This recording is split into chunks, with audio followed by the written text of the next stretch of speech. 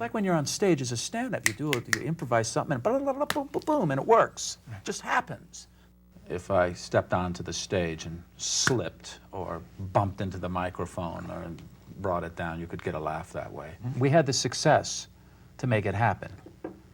At this point, we were king of the mountain. Welcome to Speaking Freely, a weekly conversation about free expression and the arts. I'm Ken Paulson. What this is all about is your right to freedom of speech. What made America great is an independent, vigorous press. If a jerk burns a flag, America is not threatened. Political speech is the heart of the First Amendment. For expressing their religious beliefs. Now is the time to make substance a reality for all of God's children. Our guest today is one of the top names in TV comedy. You know him as Kramer, Michael Richards. Welcome to the show. Well, thank you. We're delighted you're here. I've gone back and I've looked at quite a bit of your television history, but I was surprised, and this may not be true, that your first TV appearance was on The Dating Game. Yes, that's right. My goodness, you watched a lot. How did that happen? A friend of mine called me and said they were having these auditions. I was still in high school, 12th grade. I think I was 16. Yeah, I just turned 17. So I went down there and they asked us questions and I was goofing around and they said, well, he should be interesting. So they put me on The Dating Game and they actually had my girlfriend. They called her. It was supposed to be a big surprise.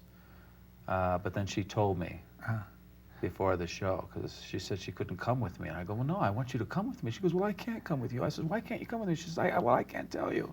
And I started to insist and she says, well, I'm going to be on the show.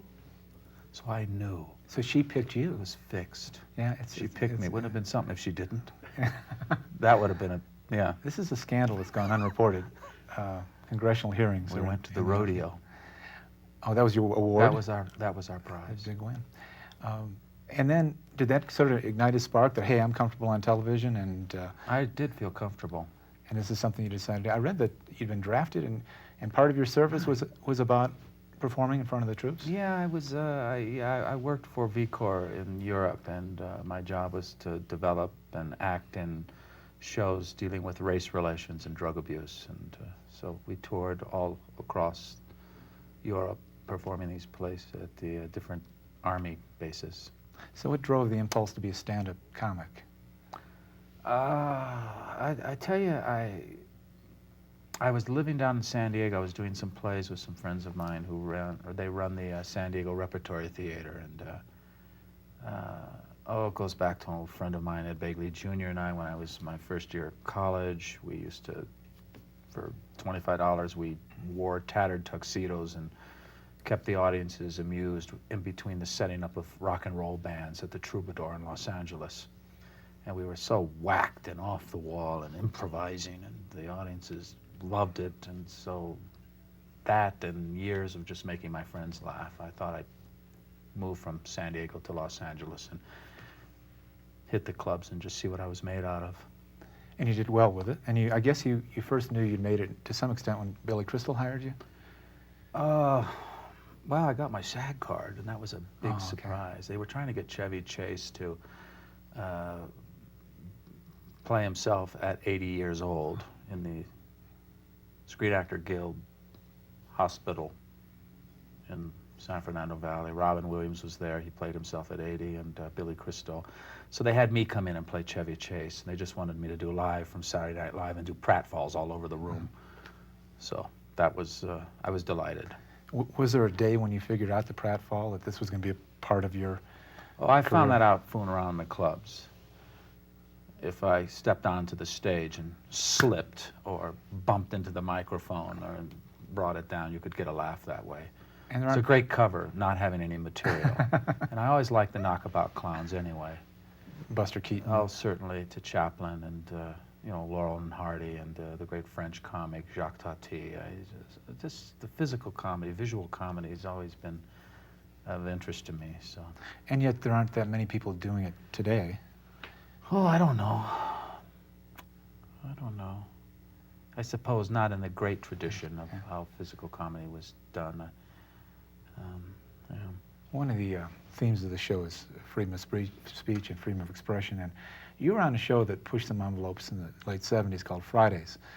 Saturday Night Live certainly was a groundbreaking show, and then ABC brought on Fridays Yes. as a rival, trying to do things. Well, they were produced by the same people, actually, but they won the West Coast version. And So what they was put the together. West Coast version? Well, of that was it, Fridays. It really didn't take, although we were on the air for nearly 3 years, but it wasn't as popular as Saturday Night Live. There were a few characters I did on the show that became popular. Those were characters that I developed out of my stand-up act. I think it was a battle boy burning army men. I used to burn army men on stage, something we did as kids, burning little toy soldiers, and then I played kind of a lounge guy who went and talked to the girls, but never got very far without spilling a drink on him or making a fool out of himself. But And it's easy to forget that was really a new kind of comedy at the time. I mean, it was about breaking down barriers. There was political satire, there was drug humor. well, the biggest barrier that went down was the sketch we developed with Andy Kaufman on Fridays. That's when we broke the fourth wall. America thought that he had indeed broken out of a sketch because he didn't want to do it. And could you set that up for us? Because a lot of us have heard about it, but I actually wasn't aware that, you know, the cast was misled. There's lots of different stories. There What's the aren't truth about it? people who knew about it. Okay. But people were in on it. Andy Kaufman Yeah. came in. Yeah, and in the movie Man in the Moon, that's not correct. That's not how it happened, because the network didn't really know about it either. No one, as a matter of fact, knew about it except Jack Burns, myself, Andy, and one of the other producers, John Moffat. The cast did not know. So at one point, Andy Kaufman appears to lose interest in the skit and gets irritated. And says he doesn't want to do the sketch, and leaves the other actors hanging out And in the open, and we're live on television. And Andy didn't want to do the sketch because he felt there was some material in it about drugs, and he didn't want to do anything that had anything to do about drugs. So I got up and got the cue cards and threw them in front of him. Then he tossed water on me, and then Jack Burns, who was in on it, made a rush for Andy. Then Andy got physical with Jack, and then I'm calling out, cut to commercial, cut to commercial. And a couple of crew guys went up to get Andy, who was on top of Jack. And they thought that Andy was really out to do some harm. So how long did it take before the rest of the cast got it? We kept the lid on that for actually for a while. A number of days till Andy came back on the show a week, I think it was 2 weeks later. And now he was hooked up with a woman that he had met who had gotten him to become a reborn Christian, and he was singing Christian songs and atoning for what he had done 2 weeks earlier on our show. So what do you make of Andy Kaufman's approach to... But America hated him. The letters Yeah, they came did. pouring in, and everyone was out to kill Andy. He must have trusted you to let you in on it, or to make you a member of the skit. Did Jack Burns approach you, or did Andy Kaufman come to No, you? we came up with it together. Oh, We really? were tossing it about, yeah. Because Andy wanted to do something interesting. He always did something interesting. Yeah, to fool. Yeah. He was the great trickster. And from that... Speaking quite freely, he did indeed, you know, fool everyone, because you're not supposed to do those kinds of things on television.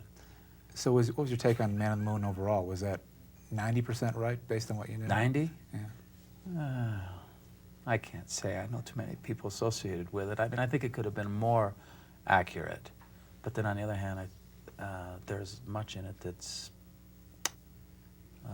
it's useful if you understand the premise, Andy's premise as a comic. He was out to fool everyone, and most everything was fixed. Before you went on to the role we're all familiar with, you had a role in Marblehead Manor, which was a... I did for 1 year. 1 year. Then the show was canceled. And did that end up leaving you with a sense that television's never going to happen? I mean... Oh, no, I never thought that way. I still don't think that way, really. And yet when Seinfeld was offered to you, did you have any sense of where that was going? Well, then I suppose I was a realist. I'd done 2 TV shows and I did 5 television pilots, half-hour test shows that never got picked up. I did a lot of guest starring work over the years, television, motion picture, some theater. So by the time I did the Seinfeld pilot, to me it was just another pilot. And I really didn't think it was going to become the phenomenal hit it became. And the pilot didn't jump out at you and saying, hey, this is better written. I thought it was interesting, but I wasn't sure it was going to be a major hit. And your first brush with Kramer. The brush. How much with a hairbrush? literally. How close was that first generation of Kramer to the one a decade Well, later? everyone knows that it's a bit different. The first 13 shows, I wasn't sure what the character was about, and neither did the writers. Larry was basing the character on a friend that he knew in New York, but it wasn't really opening up in a way where I knew I could create that person. So the character was pretty wide open. I really came in, I was more of a device. I would come in and shift the stories about.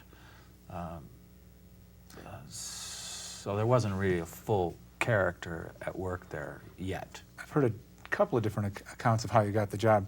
I've heard that you were the favorite coming in. Yeah. I hear that you also ended up inverted. Yeah, I was doing headstand, yeah. Totally. Yeah, improvising, keeping it really loose with Jerry. And yeah, and I knew Jerry Seinfeld. I knew Larry, of course, because he was with me on the show Fridays as a performer and as a writer. So we went back. So I had a sense that they wanted something really whacked, something really off the wall. They wanted some high-end eccentricity. That's what Kramer was going to be about. So I tried to bring that to them during the audition, and it was there, and so I got the part. Was there ever anything you tapped from those original characters on Fridays? Are any of those characters in Kramer? Yeah, the Dick character. Sometimes I have Kramer becoming, he's a dreamer, he's a Walter Mitty, and if he's going undercover, he's going to play a doctor, or he's going to try to fool somebody with a different character. I'd go into Penny Packer, a certain professor, the wealthy industrialist, and there was a little bit of the Dick on that, that role. So early on, you're not sure who Kramer is, and is there a moment of revelation? I mean, where does that come from? Boy, that's where we're all on our knees, you know, a prayer to God. I tell you, I don't know. The creative process, inspiration, how an idea comes about, it's working. You keep it something, and you're touched by a view, and you work to create it. I mean, look how it came about for Chaplin. I mean, he didn't know about the baggy pants and the tramp character. He's in a wardrobe trailer trying things on, and came out that way. But and it was a blessing. It's fantastic. Was the physical part always part of Kramer, or is that something that kicked in later? That comes with me. That just comes with the guy I am. So, as the show went on, it grew in popularity, and then it just seems to me that they, in addition to being a highly successful comedy program, then there were efforts to do things that other people hadn't done. I think the contest is probably the best example of that. Do you remember your reaction to that when the script first came in? I thought it was great, but I do recall there was some concern. I mean, this is a show about masturbation on primetime American television, and it was a first, a big first, and so. Was the script complete? Larry David certainly stood behind the script. It was going to get done, and we had the success to make it happen. At this point, we were king of the mountain. So we got that script done. The script won an Emmy, and everyone got nominated. It was a remarkable show. But in the beginning, I can say this, I don't believe a show like that would have been done in the early years of Seinfeld. We didn't have the clout. As the years went on, we became such a phenomenal hit. What we wanted to do is what we did. Well, talk about that. To what extent did you have a voice in the direction of the show, and did you come out and say, here's where we need to go, and provide some guidance yourself? Sometimes with Kramer, as I was working with the parameters of the character, how he lives, this is how his apartment should look, which was my design. What's he like with a woman? Yeah, I had input there. We would discuss that. What's so remarkable about that show is that our chemistry, we were so connected that it rolled. It had a momentum. You know, Jerry used to talk about this. I don't know if he's reached the press with it, but we used to hold on. We were holding on to something that was moving us along. The creativity and the writing, the writers and the kinds of ideas that would come up just worked, just fit. I tried to do a show a year ago, the Michael Richards show, and it was hell. Everything was working against everything. And the chemistry was wrong, the direction of the show, the vision, the writing, it wasn't right. It wasn't like anybody was doing anything wrong, it just wasn't coming together the way I had felt something come together so easily with Seinfeld. It's amazing to me.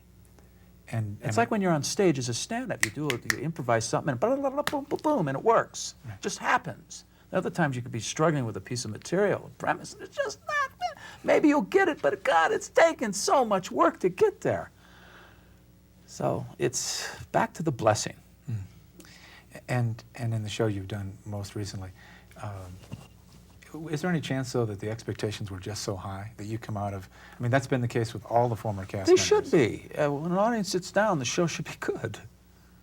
And yet, I mean, it's sort of like leaving, in baseball terms, leaving the Yankees and having to start a new team built around you. It's a difficult thing to expect you to win a championship immediately. Yeah, and I lost interest halfway in, and I know that the network picked up on that. I was burned out. I was not happy, and I can't function, you know. I knew we needed to turn things around, and it's better to just let this go and start up again with another one in the years ahead. I'll probably be back in television, but just right now we just have to wait till that time arises. Well, you talked about having the clout to do the kind of show with Seinfeld that you wanted to do. Did you have that clout with the new show? Oh yeah, Yeah. yeah, I think so. In you know, choosing writers and hoping for the best. Of course, with Seinfeld, I think we went through about 50 or 60 writers. I mean, it was grueling to see writers come and go until you get that team pulled together. Which the third, fourth, fifth year, we had an ensemble writers that were consistent and knew the characters and the vision. I don't know. That show just wasn't meant to be. During the height of, well, even today, The Michael Richards show, the Seinfeld show, yes indeed, the Michael Richards show. it had to be a phenomenal kind of jolt too to realize that you're probably one of the 10 most recognizable people in the country. I mean, was fame a real positive? That kind of overwhelming fame? We were able to handle it because we'd all been around the block. I mean, I didn't come into Seinfeld till I'd been in television, you know, for almost 15 years. And it was same certainly for Larry David. Jerry had been doing stand-up for 18 years. Julie had been around with Second City, Saturday Night Live. She had done a TV show beforehand. Jason was a Tony Award-winning Broadway actor and done plays, and so we'd all had a lot of experience. So when all that heat came on us, we just were focused and knew that the work was more important than anything. You've done some work in film. Trial and Error was among them. Is it difficult to go from a television role, especially this kind of a television role, into a film career? I'm not sure yet. You know, I'm still sort of looking at what an audience is in regard to the success of the Seinfeld show. I've talked to Robin Williams about this when he came off of Mork and Mindy, and he said he was really scared that no one was going to see him as anything other than Mork. And I think that's a task for me, that people do see me as Kramer, and so but I'm an actor, and so as material comes, situations arise, I think, you know, I'll make the adjustment. But it's a hurdle, because the people do indeed, they've become so connected to that character, to that show. It's hard for them to see us as anything other than what those characters were for them. Are you comfortable in dramatic roles? I'm trained in that area. I worked with Stella Adler for years. Yeah. And those opportunities don't come? Sometimes I did Unstrung Heroes. That's right. I have opportunities to do theater, but I haven't been given really any opportunities to do any real dramatic vehicles. Unstrung Heroes was one of your best received films. Was that a satisfying experience for you? Yeah, it was. It was. It was a chance to play something. The script was so good. I wanted to play character and work and feel the emotional life of this person, and so it's getting to acting. Yeah. After Seinfeld, you no doubt had to, well, you probably rested. It was probably a period in which you wanted to take a good look at what opportunities were. Not everyone would jump into Dickens, which is something you did. That's just back to my stage days, you know. You It's did just, David okay, Copperfield. let's get disciplined, let's take an accent on, let's build a character, let's get to work, and I'll be working with good actors, so this is the root of the rose, so that's what that was all about. And you played Mr. Micawber, Mm-hmm. and which is a role I guess W.C. Fields had done at one point. Yes, he did, Was as it- W.C. Fields. And had you gone back and watched that before? No, I didn't want to watch that. I knew about it many years ago. I'd seen it, but I didn't want to watch it. Oh, woo, that's dangerous. Have you gone back since then? No, I to haven't. performances? No, I haven't. You do seem to draw a lot on the sort of the legends of comedy. There's a Well, great respect for that. We had talked a little earlier about some people you admired. Part of the U.S. Comedy Arts U.S. Comedy Arts Festival is a look at free speech and people who have used their comedy to sort of make a difference. Smothers Brothers, George Carlin, and others. Do you have heroes in the field of comedy? well, stand-up, I'm a big fan of George Carlin, as outspoken as he gets. It's so great to see that, and I'm a big fan of Robin Williams. The spontaneity of his work, I mean, geez, it's just phenomenal. So Bill Maher, I mean, see, until Lily Tomlin, I mean, they're just all wonderful. And they had to be outspoken in order to come into their genius. They set standards. The uniqueness of their talent is so, how can you not respect it? The ability to say what you want on stage, of course, is part of free expression in this country and a big part of what they do. Have you ever been tempted to be topical and pull your comedy out of the headlines, or is that just something that doesn't appeal to you? Sometimes. I have been recently in building an act. And you know, we talked earlier with a couple of people who actually made the mistake of calling them rising stars and emerging comics, and they corrected us and said they'd been in the business for like 20 years, that it's a long uphill battle to become visible in stand-up. Now you're going back to stand-up after a period of time. Is it any different? Are the audiences any different? Are the expectations any different than when you did this 25 years ago? Well, the first response when you step on the stage is the audience just loves to see you, but you get about a minute of that, and then you've got to deliver. America loves its comics, and they have pretty high standards as to who they like and don't like, and you've got to deliver. So you have to work at it. We've covered 30 years of your career in 30 minutes. Thank you so much for joining us. Thank you very much. It's been a pleasure.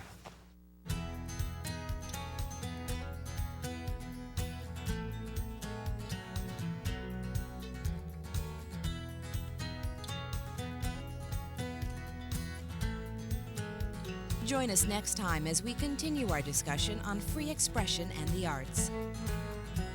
For more information about Speaking Freely, visit our website at www.speakingfreely.org.